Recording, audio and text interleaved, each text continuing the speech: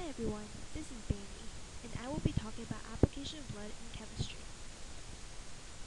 Blood is a specialized bodily fluid that delivers necessary substances to the body's cells, such as nutrients and oxygen, and transports waste products away from those same cells.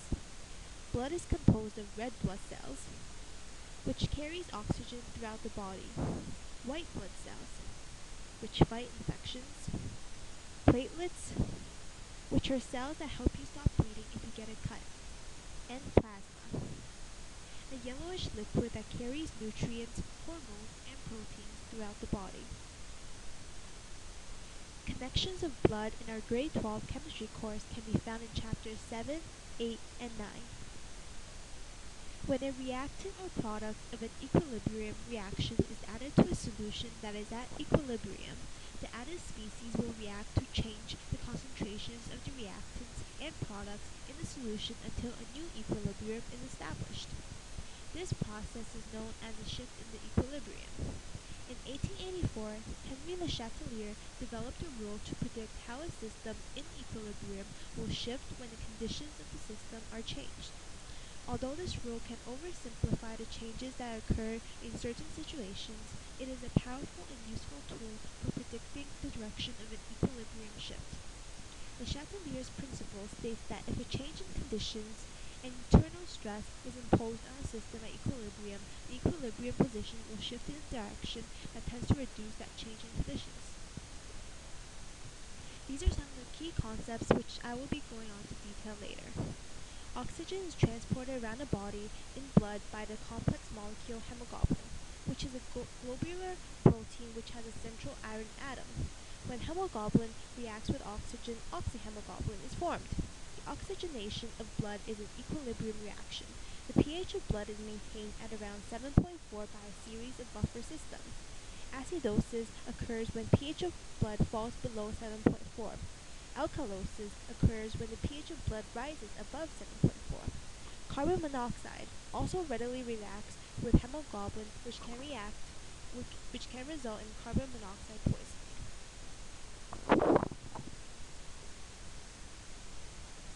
Oxygen transport. The equilibrium reaction for the transport of oxygen by hemoglobin can be represented by these two equations. In the lungs, where there is a high concentration of oxygen, by Le Chatelier's principle, the equilibrium position shifts to the right, resulting in the formation of oxyhemoglobin. In tissues, the concentration of oxygen is lower, so the equilibrium position shifts to the left by Le Chatelier's principle. Oxyhemoglobin releases oxygen to reform hemoglobin. Hemoglobin is involved in a series of equilibrium reactions. The overall net result of these reactions are shown here. Ordinary metabolic reactions result in the formation of several acids. This increases the concentration of hydrogen, lowering the pH, and forces the equilibrium position to the left by Le Chatelier's principle. This is known as acidosis. The resulting reduction in the supply of oxygen to the cells causes fatigue and headaches. Acidosis can occur temporarily during strenuous activities because the demand for energy can exceed and the supply of available oxygen to complete the oxidation of glucose to carbon dioxide. In tissue cells, there is a higher concentration of carbon dioxide as a result of the respiration reaction, so the equilibrium position moves to the right by Le Chatelier's principle.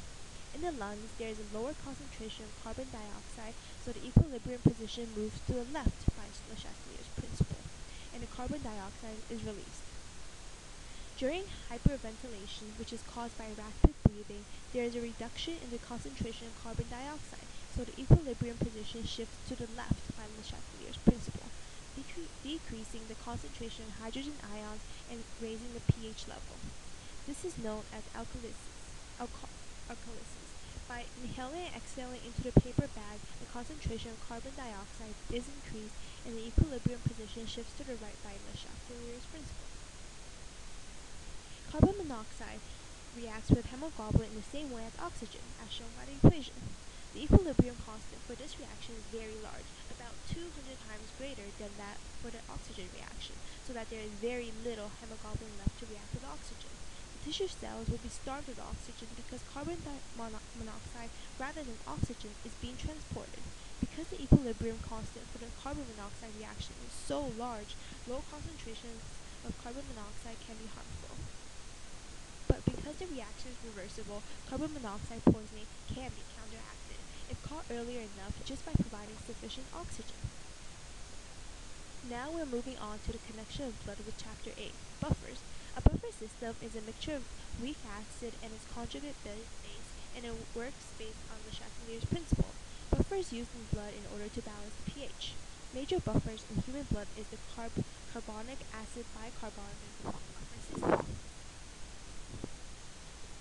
This is the general equilibrium equation that describes the carbonic acid bicarbonate system. The main job of the carbonic acid bicarbonate system is to regulate body pH. The lungs expel CO2, which raises pH, because hydrogen ions have been consumed with bicarbonate ions in order to produce carbon dioxide. Then there are less hydrogen ions floating around. To prevent too much hydrogens from being lost, the kidneys remove excess bicarbonate ions. As a result, the equilibrium is shifted to the right, so that more bicarbonate ions are produced to replace the lost ones, and as a result, more hydrogen ions are produced, which lowers the pH. When your body uses energy to do work, such as exercising, lots of carbon dioxide is produced. This carbon dioxide is partially dissolved in plasma and red blood cells, but most of it ends up combining with water to form carbonic acid, which further dissociates into hydrogen ions and HCO3 ions. The enzyme that combines water and carbon dioxide to make carbonic acid is called carbonic anhydrase. This occurs mainly in the capillaries of the circulation system. The bicarbonate ions that are transported throughout the system until they reach the lungs, but then they combine with hydrogen ions to form carbon dioxide and water. This carbon dioxide is then expelled out by the lungs. The other minor buffer is the phosphate buffer. The phosphate buffer consists of phosphoric acid in equilibrium with dihydrogen phosphate ion and hydrogen. The pK for the phosphate buffer is 6.8, which allows this buffer to function within its optimal buffering range at physiological pH. The phosphate buffer only plays a minor role in the blood. However, because the phosphoric acid and the dihydrogen phosphate ion are found in very low concentrations in the blood, hemoglobin also acts as a pH buffer in the blood. Now the final chapter, Chapter 9. A precipitate is formed only when QSP is bigger than KSP. If QSP is bigger than KSP, the system is not at equilibrium. To establish equilibrium, the value of QSP must decrease to the value of KSP, which means the concentrations of ions must be decreased. To do so, ions combine to give solid. Simply, a precipitate will be formed if QSP is bigger than KSP. In order for blood to perform its essential functions of bringing nutrients and oxygen to the cells of the body and carrying waste materials away from the same cells, the chemical composition of the blood must be carefully controlled. Other particles, including many of the simple ions dissolved in the blood, are required by the body in certain concentrations that must be tightly regulated, especially when the intake of these chemicals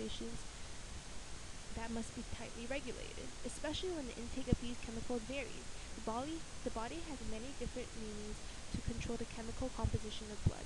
Buffers dissolved in the blood can help regulate the blood's pH, but the largest responsibility for maintaining the chemistry of the blood falls to the kidneys, a pair of organs located just behind the lining of the abdominal cavity. It is the job of the kidney to remove the harmful particles from the blood and to regulate the blood's ionic concentrations, which keeping the essential particles in the blood. This figure illustrates the kidney's ability to separate the particles in the blood in order to maintain optimal body chemistry. Thank you for listening to my presentation.